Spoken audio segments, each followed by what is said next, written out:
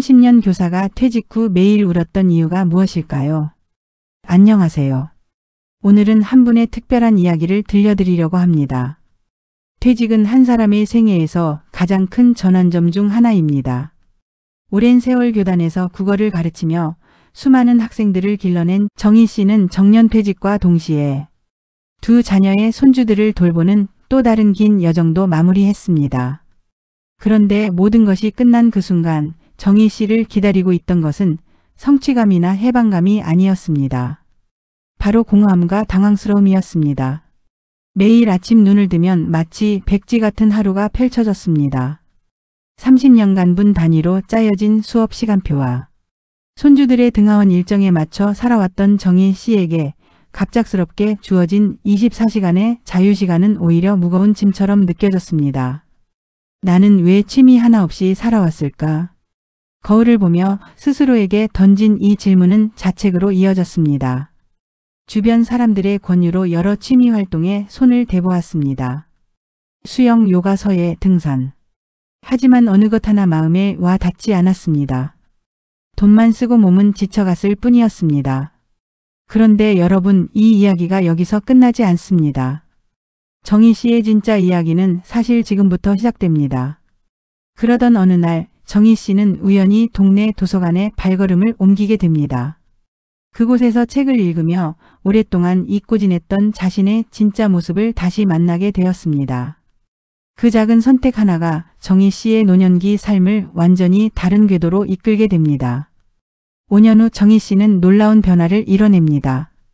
더 이상 공허함에 시달리는 퇴직자가 아닌 지역사회에서 꼭 필요한 사람이 되어 있었습니다. 그리고 마침내 자신의 이름으로 된 시집까지 출간하게 됩니다. 도대체 도서관에서 무슨 일이 일어난 것일까요? 정희 씨는 어떻게 이런 놀라운 변화를 이뤄낼 수 있었을까요? 지금부터 그 감동적인 여정을 함께 따라가 보겠습니다. 정희 씨의 퇴직 첫날은 3월의 따뜻한 봄날이었습니다. 30년간 매일 아침 6시에 일어나 7시 30분까지 학교에 도착하던 그 루틴이 갑자기 사라졌습니다. 첫날 아침 정희 씨는 평소 습관대로 6시에 눈을 떴습니다. 하지만 일어날 이유가 없었습니다. 학교에 갈 필요도 손주를 돌볼 일도 없었습니다. 침대에 누워 천장을 바라보며 이제 뭘 해야 하지? 라는 생각이 머릿속을 맴돌았습니다.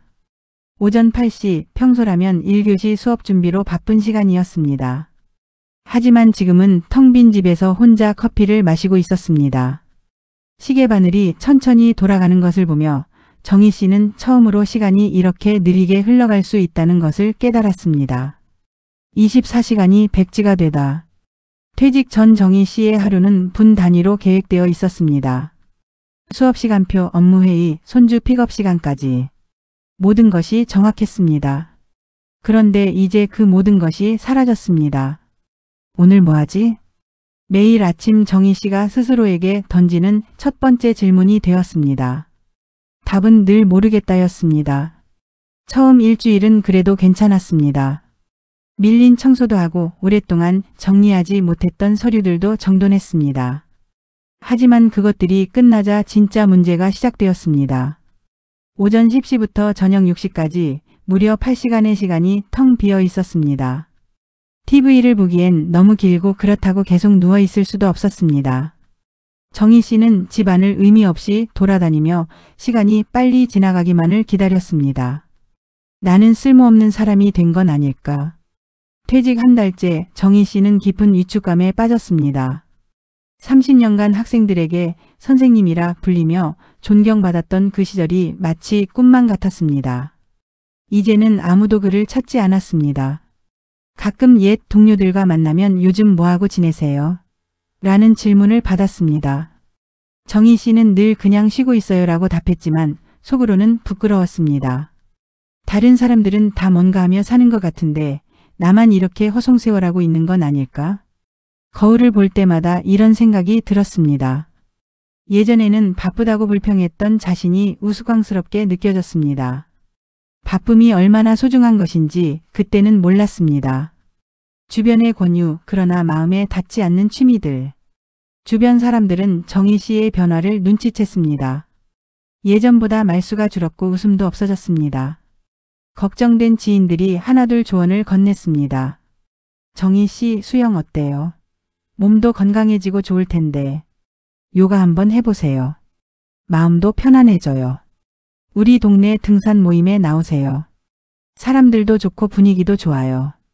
정희 씨는 하나씩 시도해 보았습니다. 먼저 수영장에 등록했습니다. 수영복을 사고 수영모자와 물안경도 준비했습니다. 처음에는 새로운 것을 배운다는 설렘이 있었습니다. 하지만 수영장에서의 시간은 생각보다 고역이었습니다. 20년 넘게 운동다운 운동을 하지 않았던 몸은 쉽게 지쳤습니다. 더 힘든 건 다른 수강생들과의 어색함이었습니다. 대부분 나이가 비슷했지만 그들은 이미 오랫동안 함께 운동하며 친해진 사이였습니다. 정희 씨는 늘 겉도는 기분이었습니다. 한 달 만에 수영을 포기했습니다. 요가에서 서예까지 계속되는 시행착오. 다음은 요가였습니다. 조용한 분위기에서 몸과 마음을 다스린다는 말에 끌렸습니다.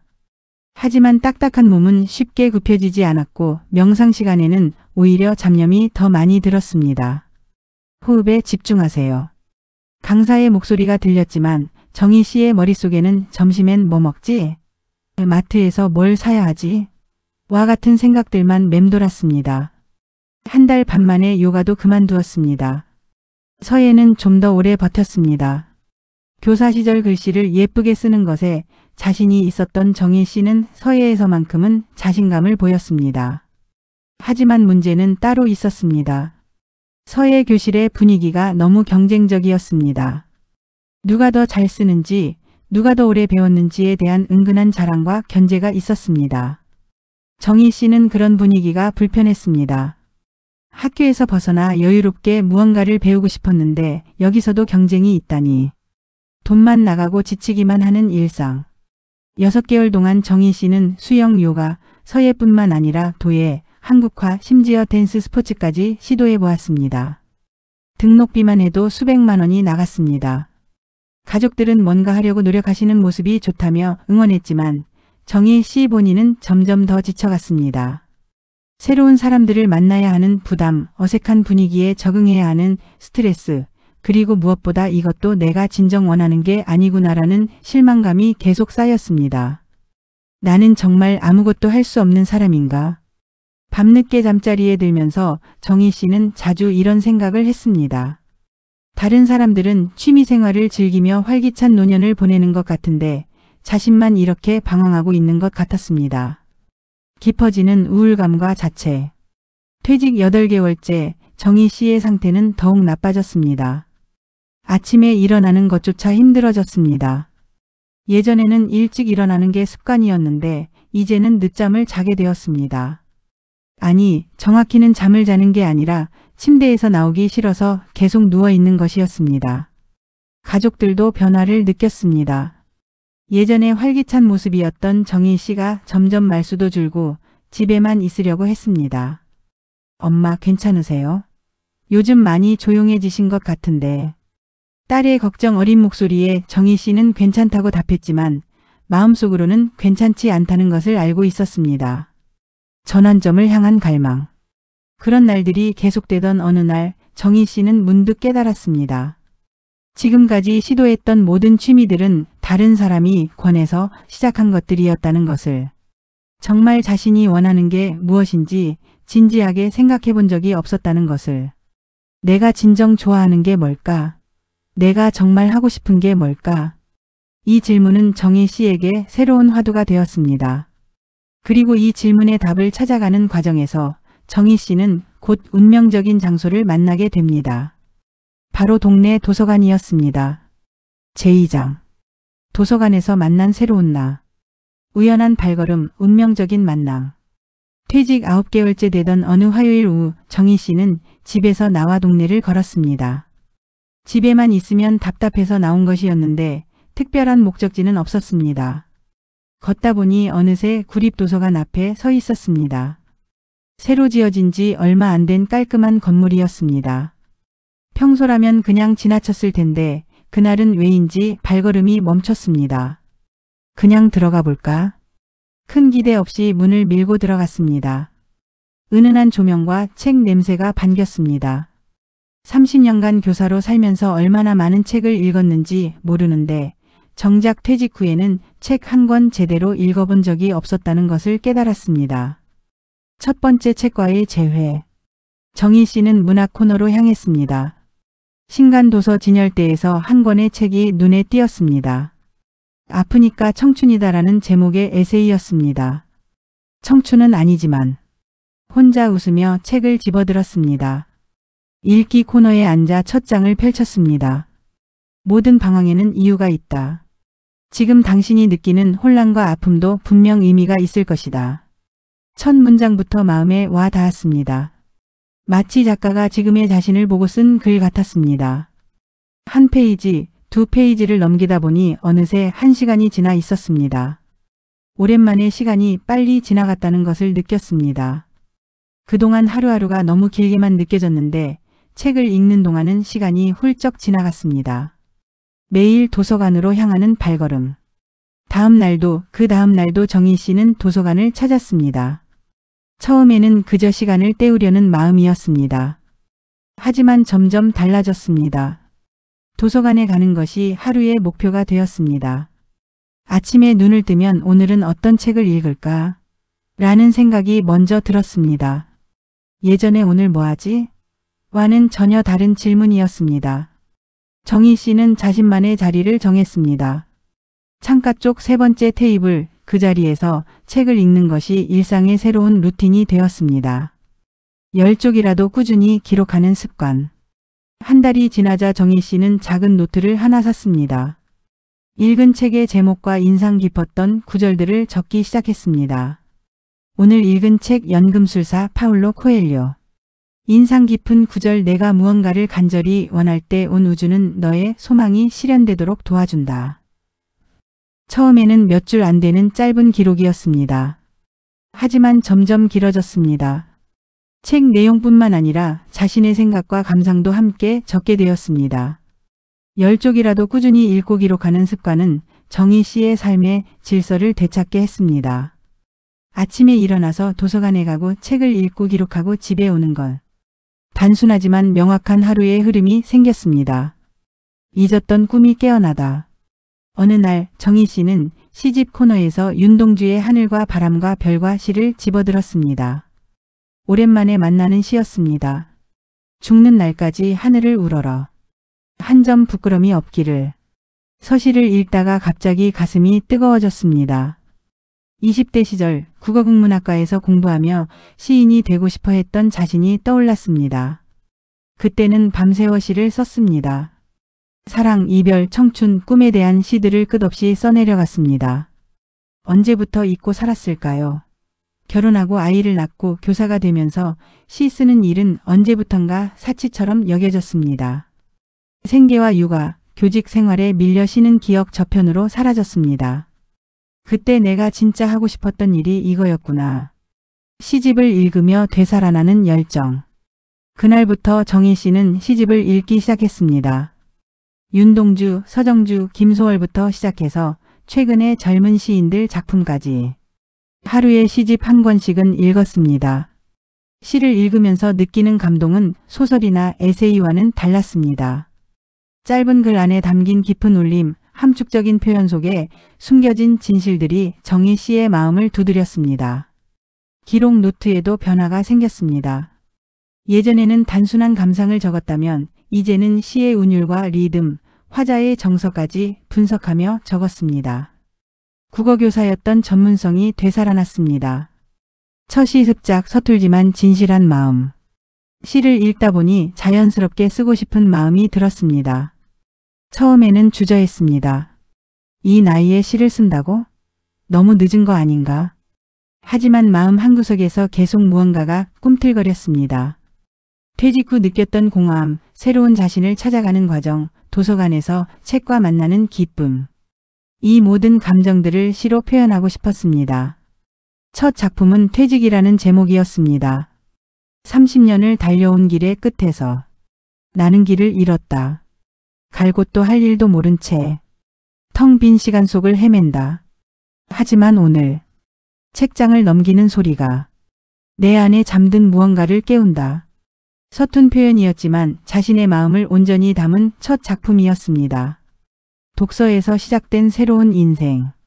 3개월 동안 매일 도서관에 다니면서 정희 씨는 완전히 달라졌습니다. 아침에 일어나는 것이 즐거워졌고 하루하루가 의미 있게 느껴졌습니다. 무엇보다 중요한 변화는 자신감이 회복되었다는 것입니다. 나는 쓸모없는 사람이라는 생각 대신 나에게는 아직 할 수 있는 일들이 많구나라는 생각이 들었습니다. 독서는 단순한 취미가 아니었습니다. 정희 씨를 다시 세상과 이어주는 다리였습니다. 책 속에서 만난 다양한 사람들의 이야기는 자신의 삶을 되돌아보게 했고 앞으로 어떻게 살아야 할지에 대한 방향도 제시해 주었습니다. 그리고 정희 씨는 곧 깨닫게 됩니다. 이 소중한 경험을 혼자만 간직하기에는 너무 아깝다는 것을. 같은 마음을 가진 사람들과 나누고 싶다는 마음이 자연스럽게 생겨났습니다. 바로 그때 정희 씨는 도서관에서 뜻밖의 인연을 만나게 됩니다. 제3장. 독서에서 시로, 시에서 공동체로. 도서관에서 만난 특별한 사람들. 매일 같은 시간에 도서관을 다니다 보니 정희 씨는 자연스럽게 다른 이용자들과 마주치게 되었습니다. 창가 3번째 테이블 근처에서 항상 보는 몇 명의 얼굴들이 있었습니다. 한쪽 구석에서 늘 역사책을 읽는 60대 남성, 문학 코너에서 소설을 탐독하는 50대 여성, 그리고 시집만 골라 읽는 70대 할머니까지. 서로 말을 섞지는 않았지만 책을 사랑하는 사람들끼리만의 은은한 동질감이 흘렀습니다. 변화의 시작은 어느 화요일 오후였습니다. 정희 씨가 평소처럼 시집을 읽고 있는데 옆 테이블에 50대 여성이 조심스럽게 말을 걸어왔습니다. 실례지만 혹시 그 시집 어떠세요? 저도 읽어보려고 했는데. 아, 이 책요? 정말 좋아요. 특히 이 시가. 그렇게 시작된 대화는 30분 넘게 이어졌습니다. 그 여성의 이름은 미경 씨였고 역시 퇴직 후 독서에 빠져 지내고 있다고 했습니다. 자연스럽게 형성된 독서 모임. 며칠 후 미경 씨가 다른 분들도 소개해 주었습니다. 역사책을 읽던 경수 씨는 전직 공무원이었고 시집을 읽던 순자 할머니는 평생 문학을 좋아하셨던 분이었습니다. 우리 한번 모여서 책 이야기를 해보는 게 어떨까요? 미경 씨의 제안에 모두가 동의했습니다. 혼자 책을 읽는 즐거움도 좋지만 함께 나누는 기쁨도 경험해보고 싶었습니다. 첫 모임은 도서관 소회의실에서 열렸습니다. 5명이 모여 각자 읽은 책에 대해 이야기를 나눴습니다. 정희 씨는 최근에 읽은 나태주 시인의 풀꽃에 대해 이야기했습니다. 자세히 보아야 예쁘다, 오래 보아야 사랑스럽다. 이 구절을 읽으면서 제 퇴직 후 삶을 돌아보게 되었어요. 처음에는 모든 게 막막했는데 시간을 두고 자세히 들여다보니 소중한 것들을 발견하게 되더라고요. 다른 분들도 깊이 공감했습니다. 비슷한 나이, 비슷한 상황에서 책을 통해 위로받고 있는 사람들이었기 때문입니다. 독서 모임에서 시 쓰기 모임으로. 한 달에 2번씩 만나는 독서 모임은 점점 활발해졌습니다. 처음에는 책 소개와 감상평을 나누는 정도였지만 시간이 지나면서 더 깊은 이야기들을 나누게 되었습니다. 어느 날 정희 씨는 용기를 내어 자신이 쓴 시를 공개했습니다. 사실 저 요즘 시를 쓰고 있어요. 서투르지만 한 편 들려드려도 될까요? 모두가 눈을 반짝이며 고개를 끄덕였습니다. 정희 씨는 떨리는 목소리로 도서관에서라는 시를 읽었습니다. 책장을 넘기는 소리가 조용한 오후를 깨운다. 글자들이 눈 속으로 들어와 마음 깊숙한 곳을 두드린다. 여기서 나는 다시 태어난다. 잃어버린 꿈을 되찾는다. 60이 넘은 이 나이에도 새로운 시작이 있음을 안다. 박수가 터져 나왔습니다. 그리고 놀라운 일이 일어났습니다. 순자 할머니가 말했습니다. 저도 사실 젊을 때 시를 썼어요. 다시 써보고 싶은 마음이 있었는데 혹시 함께 해볼까요? 정희 씨 자연스럽게 리더가 되다. 그렇게 독서 모임은 은비 씨 모임으로 발전했습니다. 정희 씨는 자연스럽게 모임의 리더 역할을 맡게 되었습니다. 30년간 교사로 일했던 경험이 큰 도움이 되었습니다. 시를 쓸 때는 자신의 솔직한 감정을 드러내는 것이 중요해요. 기교보다는 진심이 먼저입니다. 정희 씨는 회원들에게 시 쓰기의 기본을 알려주고 함께 습작을 하며 서로의 작품을 격려했습니다. 국어교사였던 전문성과 인생 경험이 조화를 이루어 훌륭한 지도자가 되었습니다. 모임은 점점 커졌습니다. 소문을 듣고 찾아오는 사람들이 늘어나 10명이 넘는 모임이 되었습니다. 모두 50대 후반에서 70대까지의 중장년층이었고 각자 다른 배경을 가지고 있었지만 시에 대한 사랑만큼은 똑같았습니다. 시를 쓰며 되찾은 자존감. 시 모임을 이끌면서 정희 씨는 놀라운 변화를 경험했습니다. 퇴직 직후 느꼈던 무력감과 자괴감이 완전히 사라졌습니다.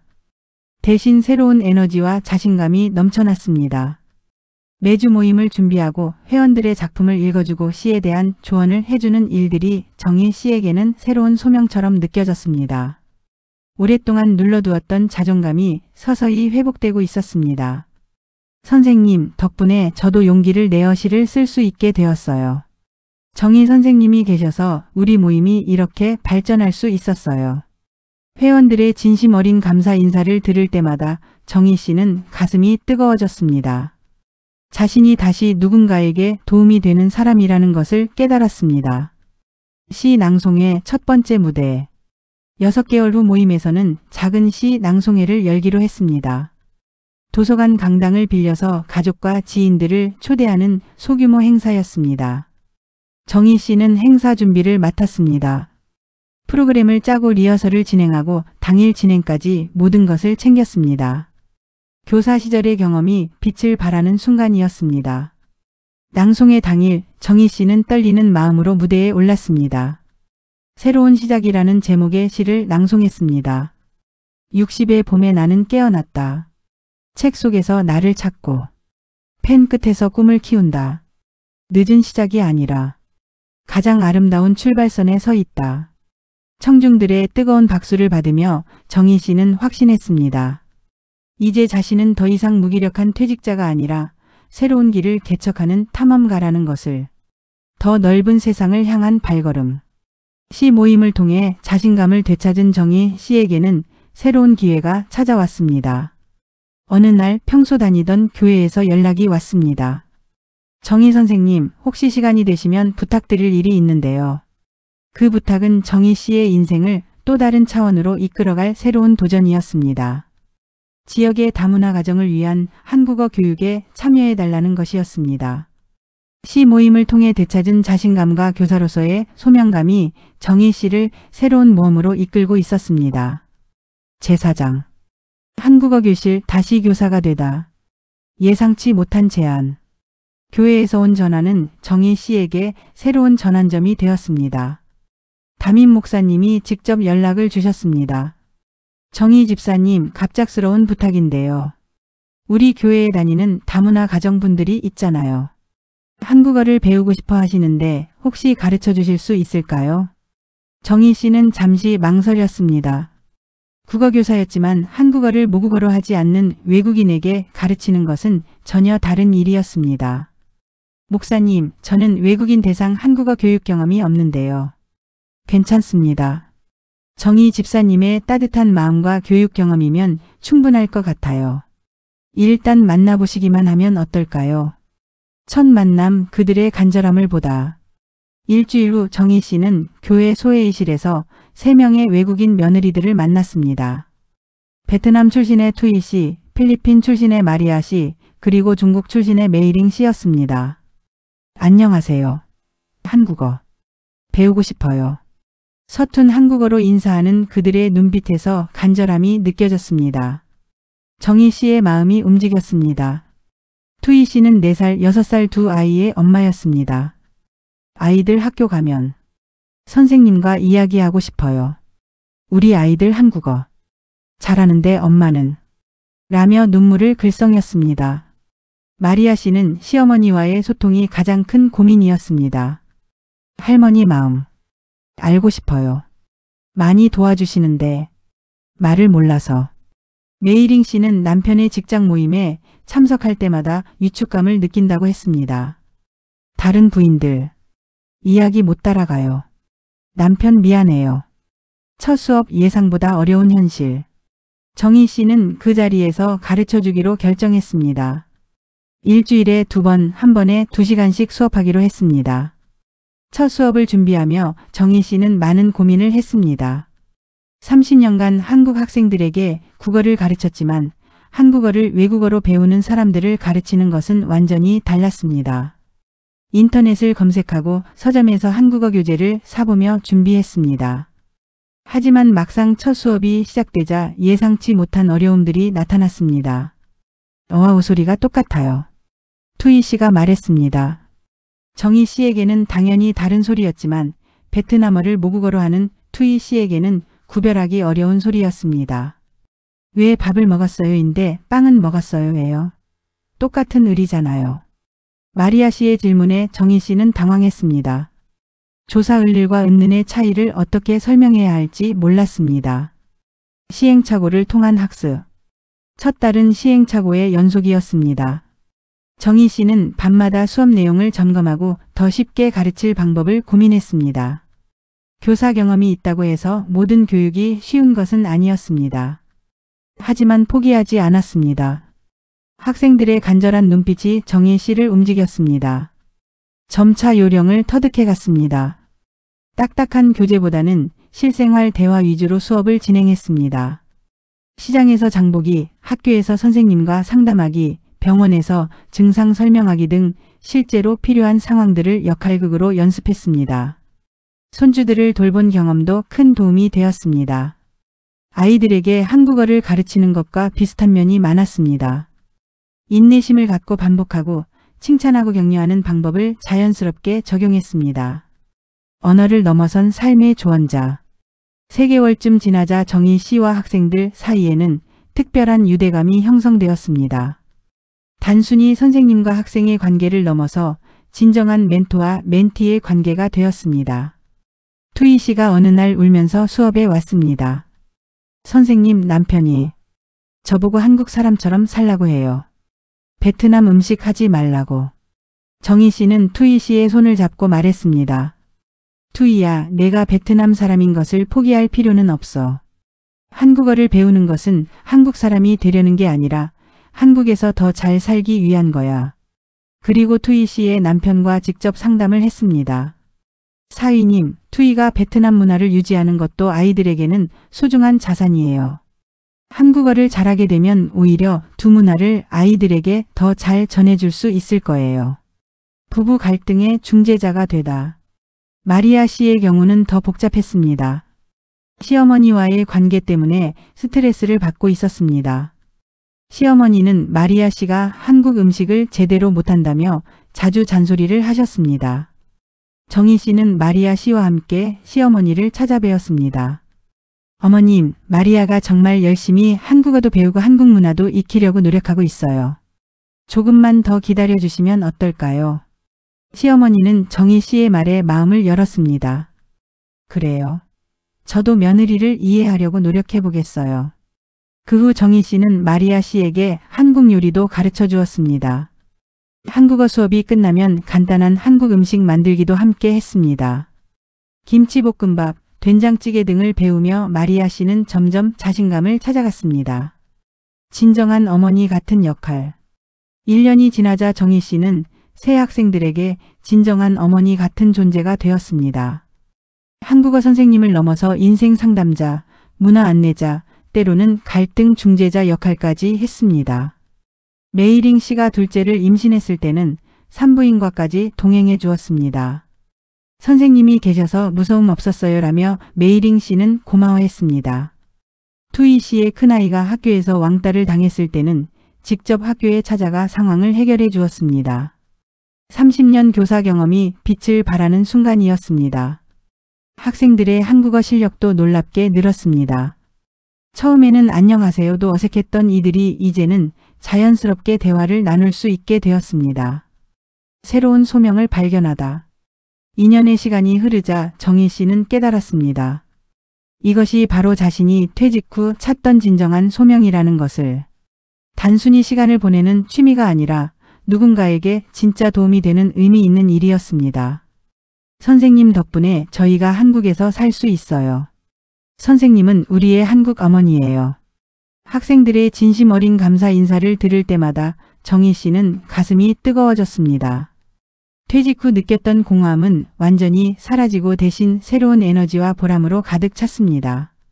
이제 정희 씨의 이야기는 더 넓은 사회로 퍼져나가게 됩니다.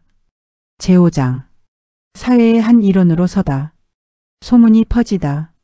정희 씨의 헌신적인 한국어 교육 활동은 조용히 입소문을 타기 시작했습니다. 처음에는 교회 내에서만 알려졌지만 점점 지역 사회로 퍼져나갔습니다. 투이 씨가 마트에서 다른 베트남 아줌마들과 이야기하며 정희 선생님을 자랑했습니다. 우리 선생님 정말 좋아요. 한국어도 가르쳐주고 아이 학교 문제도 도와주세요. 마리아 씨는 필리핀 친구들 모임에서 정희 선생님 덕분에 시어머니와 대화할 수 있게 되었어요 라며 눈물을 글썽였습니다. 메이링 씨 역시 중국 동포 모임에서 선생님이 병원에도 같이 가주시고 정말 친엄마 같아요 라고 말했습니다. 새로운 학생들의 등장. 소문을 듣고 한국어를 배우고 싶어하는 외국인들이 하나둘 찾아왔습니다. 캄보디아 출신의 소피아 씨, 태국 출신의 나리 씨, 그리고 우즈베키스탄 출신의 나디아 씨까지. 정희 씨는 기존 3명의 학생들과 상의했습니다. 새로운 친구들이 올 텐데 함께 공부하는 게 어때? 좋아요. 우리도 처음에 무서웠는데 이제 도와줄 수 있어요. 기존 학생들이 적극적으로 찬성했습니다. 이제 교회 소회의실에는 6명의 외국인 며느리들이 모여 한국어를 배우게 되었습니다.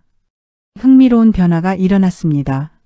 먼저 온 학생들이 새로운 학생들을 도와주기 시작한 것입니다.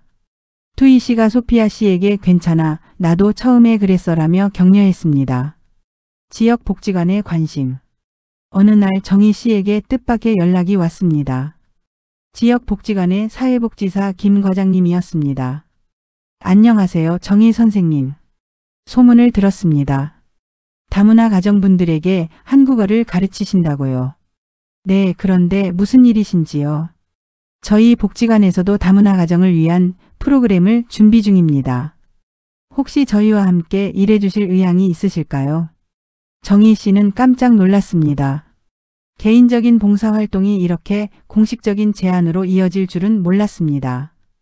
복지관 방문과 새로운 발견. 일주일 후 정희 씨는 복지관을 방문했습니다. 복지관에는 생각보다 많은 다문화 가정들이 도움을 받고 있었습니다. 김 과장님이 현황을 설명해 주었습니다. 관내의 다문화 가정이 200가구 넘습니다. 그런데 한국어 교육 프로그램이 부족해서 많은 분들이 어려움을 겪고 계세요. 어떤 어려움들인가요? 아이들 교육 문제가 가장 심각해요. 엄마가 한국어를 못하니까 숙제 도움도 못 주고 학교와의 소통도 어려워하시거든요. 그리고 취업을 원하시는 분들도 많은데 언어 장벽 때문에 포기하는 경우가 많습니다. 정희 씨는 자신이 가르치는 학생들만의 문제가 아니라는 것을 깨달았습니다. 지역 사회 전체의 문제였습니다. 공식 강사로의 첫 발걸음. 복지관에서는 정희 씨에게 정식 한국어 강좌 개설을 제안했습니다. 주 3회 한 회당 2시간씩 진행하는 정규 프로그램이었습니다. 하지만 저는 정식 한국어 교원 자격증이 없는데요. 선생님의 교육 경험과 현장에서의 실력이면 충분합니다. 자격증은 나중에 취득하셔도 됩니다. 정희 씨는 고민했습니다. 지금까지는 6명 정도의 소규모였는데 이제는 20명 넘는 수강생을 대상으로 해야 했습니다. 부담이 되기도 했지만 더 많은 사람들에게 도움을 줄 수 있다는 생각에 마음이 움직였습니다. 기존 학생들과 상의해 봤습니다. 선생님, 저희도 복지관으로 가고 싶어요. 더 많은 친구들과 함께 공부하면 좋을 것 같아요. 복지관 한국어 강좌 개설. 2달 후 복지관에서 정희 씨의 한국어 강좌가 시작되었습니다. 첫날 강의실에 들어서니 22명의 외국인 여성들이 기다리고 있었습니다. 베트남, 필리핀, 중국, 캄보디아, 태국, 우즈베키스탄, 몽골, 네팔. 정말 다양한 나라 출신이었습니다. 나이도 20대 초반부터 40대까지 다양했습니다. 안녕하세요. 저는 정희 선생님입니다. 앞으로 함께 한국어를 배워봅시다. 정희 씨의 인사에 22명이 일제히 박수를 쳤습니다. 그 순간 정희 씨는 전율을 느꼈습니다. 이것이 바로 자신이 찾던 진짜 일이라는 확신이 들었습니다. 체계적인 프로그램 개발. 복지관 강좌는 교회에서의 소규모 수업과는 차원이 달랐습니다. 정희 씨는 더 체계적이고 전문적인 교육 프로그램을 개발해야 했습니다. 레벨별로 반을 나누고 각 레벨에 맞는 교재를 선정했습니다. 초급반, 중급반, 고급반으로 나누어 각각 다른 목표를 설정했습니다. 초급반은 일상 대화 중심으로, 중급반은 자녀 교육과 관련된 학교 소통을 중심으로, 고급반은 취업 준비와 사회 활동을 목표로 커리큘럼을 짰습니다. 교사 경험이 빛을 발하는 순간이었습니다. 30년간 축적된 교육 노하우가 한국어 교육에도 그대로 적용되었습니다. 단순한 봉사를 넘어선 전문 활동. 6개월이 지나자 정희 씨의 강좌는 지역에서 가장 인기 있는 프로그램이 되었습니다. 대기자만 30명이 넘을 정도였습니다. 복지관에서는 정희 씨에게 강사료를 지급하기 시작했습니다. 선생님, 이제 단순한 봉사가 아니라 전문 강사 활동이에요. 정당한 대가를 받으세요. 정희 씨는 처음에 거절했습니다. 봉사하는 마음으로 시작한 일인데 돈을 받으면. 아니에요, 선생님. 전문성에 대한 인정이고 이 일의 가치를 높이는 것입니다. 그 말에 정희 씨는 수긍했습니다. 이제 자신의 활동이 사회적으로 인정받는 전문 분야라는 것을 실감했습니다. 존경과 감사를 받는 일상. 2년이 지나자 정희 씨는 지역 다문화 가정들 사이에서 정희 선생님으로 불리며 존경받는 인물이 되었습니다. 졸업생들이 찾아와 근황을 전했습니다. 선생님 덕분에 아이 담임 선생님과 상담 잘했어요. 취업 면접 합격했어요. 한국어 능력 시험 4급 받았어요. 성과를 들을 때마다 정희 씨는 가슴이 뿌듯했습니다. 단순히 언어를 가르친 것이 아니라 그들의 인생을 바꾸는 데 도움을 준 것이었습니다. 사회 속에서 다시 찾은 자리. 퇴직 4년째 정희 씨는 완전히 새로운 사람이 되어 있었습니다. 공허함과 우울감에 시달리던 옛날의 모습은 찾을 수 없었습니다. 이제 정희 씨에게는 명확한 일상이 있었습니다. 매주 복지관에서 강의하고 개별 상담도 해주고 가끔은 졸업생들의 결혼식이나 아이 돌잔치에도 참석했습니다. 무엇보다 소중한 것은 자신이 사회에서 꼭 필요한 사람이라는 확신이었습니다. 나이가 들었다고 해서 쓸모없는 존재가 되는 것이 아니라 오히려 더 깊이 있는 경험과 지혜로 타인을 도울 수 있다는 것을 깨달았습니다. 노년에도 여전히 필요한 사람으로 살아간다는 것, 이것이 진짜 행복이구나. 정희 씨의 하루는 이제 보람과 기쁨으로 가득 찼습니다. 그리고 더 놀라운 일이 그를 기다리고 있었습니다. 5년 후 놀라운 결실. 정희 씨가 퇴직 후 방황을 시작한 지 5년이 흘렀습니다. 그 5년 동안 정희 씨의 삶은 완전히 달라졌습니다. 어느 가을날 정희 씨에게 특별한 소식이 들려왔습니다. 지역 출판사에서 연락이 온 것입니다. 정희 선생님, 선생님과 학생분들이 함께 쓴 시들을 모아 시집을 출간하면 어떨까요? 놀라운 제안이었습니다. 복지관 한국어 강좌에서 시작된 작은 시 쓰기 활동이 이렇게 큰 결실을 맺게 될 줄 누가 상상했겠습니까? 우리들의 한국 이야기 시집 탄생. 그동안 정희 씨는 한국어 교육과 함께 학생들에게 시 쓰기도 가르쳤습니다. 처음에는 단순한 한국어 연습 차원에서 시작했지만 학생들이 자신의 마음을 시로 표현하는 모습을 보며 감동받았습니다. 투이 씨가 쓴 엄마의 마음이라는 시였습니다. 한국 땅에 와서 낯선 말을 배웁니다. 아이들을 위해, 남편을 위해. 하지만 가장 큰 이유는 나 자신을 위해서입니다. 마리아 씨는 시어머니께라는 시를 썼습니다. 처음엔 무서웠던 할머니의 따뜻한 손길. 이제야 알겠습니다. 그것이 사랑이었다는 것을. 메이링 씨의 2개의 고향도 많은 감동을 주었습니다. 중국에서 태어났지만 한국에서 꿈을 키웁니다. 2개의 고향을 가진 행복한 여자가 되었습니다. 다문화 가정 청소년들의 참여. 시집 프로젝트가 진행되면서 더 놀라운 일이 일어났습니다. 다문화 가정의 청소년들도 참여하기 시작한 것입니다. 투이 씨의 큰딸 민정이가 엄마를 보며라는 시를 썼습니다. 엄마의 서툰 한국말이 부끄러웠던 적이 있었어요. 하지만 이제는 자랑스러워요. 두 개의 언어로 사랑을 말하는 우리 엄마가. 마리아 씨의 아들 준호는 우리 가족이라는 시로 참여했습니다. 할머니의 한국 요리, 엄마의 필리핀 요리. 둘 다 맛있어요. 우리 집 식탁이 가장 특별해요. 청소년들의 참여로 시집은 더욱 풍성해졌습니다. 3대에 걸친 다문화 가정의 이야기가 시로 엮어진 것입니다. 시집 우리들의 한국 이야기는 출간되자마자 큰 화제를 모았습니다. 다문화 가정의 진솔한 이야기가 담긴 첫 번째 시집이었기 때문입니다. 지역 언론에서 먼저 주목했습니다. 퇴직 교사가 이끈 다문화 가정 시집 출간, 한국어 배우며 시로 마음을 나누다라는 제목으로 기사가 나왔습니다. 그 후 전국 언론으로 확산되었습니다.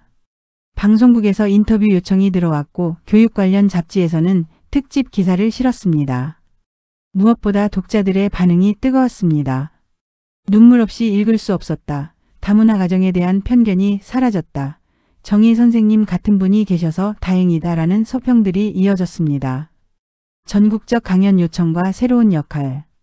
시집이 화제가 되면서 정희 씨에게는 전국 각지에서 강연 요청이 들어왔습니다. 다문화 교육 세미나, 퇴직자 대상 특강, 시민단체 모임 등에서 정희 씨의 이야기를 듣고 싶어 했습니다.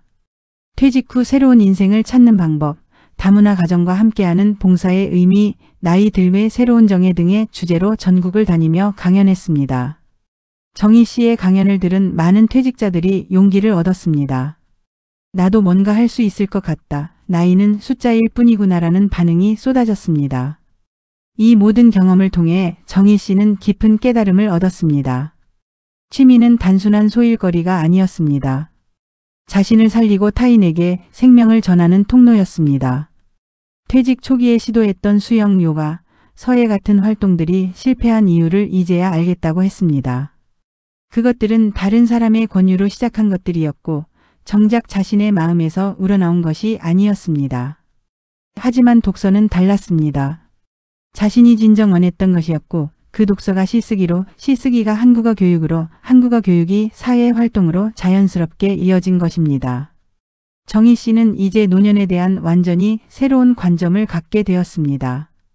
나이 든다는 것은 끝이 아니라 새로운 시작의 기회입니다. 젊을 때는 생계와 육아에 쫓겨하지 못했던 일들을 이제야 진정으로 할 수 있게 된 것입니다. 65세의 정희 씨는 이제 그 어느 때보다 바쁘고 활기찬 일상을 보내고 있습니다. 복지관 강의, 시 모임 운영, 전국 강연, 상담 활동까지 퇴직 전보다 오히려 더 많은 일을 하고 있습니다. 무엇보다 소중한 변화는 정희 씨가 이제 경험과 지혜로 타인을 세우는 사람이 되었다는 것입니다. 30년간 학생들을 가르쳤던 경험이 다문화 가정을 위한 교육에 활용되었습니다. 손주들을 기른 경험이 외국인 며느리들의 육아 상담에 도움이 되었습니다. 살면서 겪은 갖가지 어려움들이 이제는 다른 사람들을 위로하고 격려하는 자산이 되었습니다. 나이가 들수록 줄 수 있는 것들이 더 많아진다는 것을 깨달았습니다. 정희 씨의 이야기는 많은 사람들에게 희망을 주었습니다. 특히 퇴직을 앞두거나 퇴직 후 방황하고 있는 중장년층에게 큰 용기를 주었습니다. 노년에도 새로운 출발은 언제든 가능합니다. 그 길은 오히려 젊은 시절보다 더 따뜻하고 의미 깊은 빛을 내뿜습니다. 정희 씨는 이제 확신을 가지고 말할 수 있습니다. 인생에는 끝이 없다고, 언제든 새로운 장을 열 수 있다고. 정희 씨의 5년간의 여정이 우리에게 주는 메시지는 명확합니다. 나이는 단지 숫자일 뿐입니다. 중요한 것은 자신 안의 열망을 찾고 그것을 사회와 나누려는 마음입니다. 그 작은 용기 하나가 인생을 완전히 바꿀 수 있습니다. 공허함에서 시작된 정희 씨의 노년은 이제 빛나는 결실로 가득 차 있습니다. 그 여정은 아직도 계속되고 있고 앞으로도 더 많은 사람들에게 희망과 용기를 전해줄 것입니다. 여러분도 정희 씨처럼 자신만의 새로운 출발을 시작해 보시는 것은 어떨까요? 언제나 때는 지금이고 시작은 한 걸음부터입니다. 이상으로 오늘의 영상 마치겠습니다. 모든 구독자 여러분 그리고 시청자 여러분의 행복한 앞날을 기원하겠습니다. 다음에 더 좋은 영상으로 찾아뵙겠습니다. 구독과 좋아요는 제작에 큰 힘이 됩니다. 감사합니다.